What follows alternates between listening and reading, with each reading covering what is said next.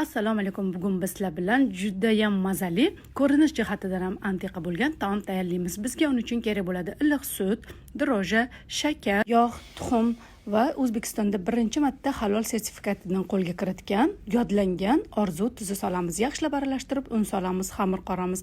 Xamirimizni issiq joyga oshirishga olib qo'yamiz. Xamirimiz oshgunga qadar tovuq oyoqchalarimizni qovurib olamiz.